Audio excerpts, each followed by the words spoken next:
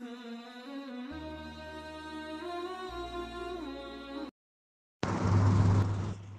اللہ الرحمن الرحیم عن ابی مسعود عقبۃ بن عمرو البدری الانصاری رضی اللہ عنہ قال قال رسول اللہ صلی اللہ علیہ وسلم یؤم القوم اقرأهم لکتاب اللہ فإن كانوا في القراءة سواء فأعلمهم بالسنة۔ حضرت ابو مسعود عقبہ ابن عمرو بدری انصاری رضی اللہ عنہ کہتے ہیں کہ رسول اللہ صلی اللہ علیہ وسلم نے فرمایا، نماز میں امامت وہ کرے جو کتاب اللہ سب سے اچھی پڑھتا ہو، اگر اس میں سب برابر ہوں تو وہ شخص امامت کرے جو شریعت کا علم سب سے زیادہ رکھتا ہو۔ یہ حدیث امام نووی رحمۃ اللہ علیہ نے علماء کی توقیر اور ان کی صحبت اختیار کرنے کے باب میں ذکر کی۔ اس میں کہا گیا ہے کہ نماز کی امامت کے لیے دو چیزیں سب سے پہلے دیکھنی چاہیے۔ ایک تو امام کو قرآن اچھا یاد ہو اور وہ اچھا پڑھتا ہو، دوسری چیز یہ کہ وہ کتاب و سنت کا گہرا علم رکھتا ہو۔ افسوس کی بات ہے کہ ہمارے معاشرے میں امامت کے عہدے کے لیے بھی سیاست بازی ہوتی ہے۔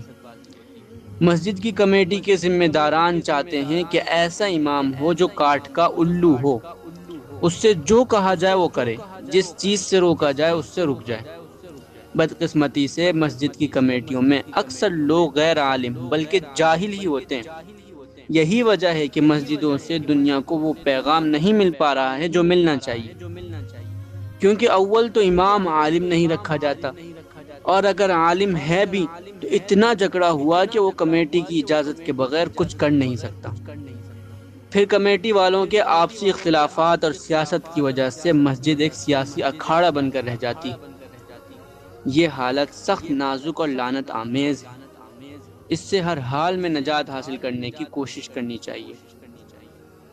اللہ کے رسول صلی اللہ علیہ وسلم نے اس حدیث میں ایک طرف تو یہ بات بتائی ہے کہ امام کو کیسا ہونا چاہیے، وہیں آپ نے یہ بھی بتا دیا کہ علماء کا کیا مقام و مرتبہ ہے۔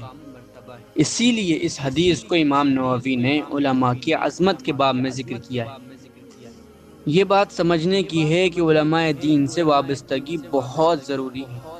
ان سے وابستہ ہو کر ہمیں دین کا علم بھی ملتا ہے اور یہ سمجھ میں بھی آتا ہے کہ ہم کتنے پانی میں ہیں۔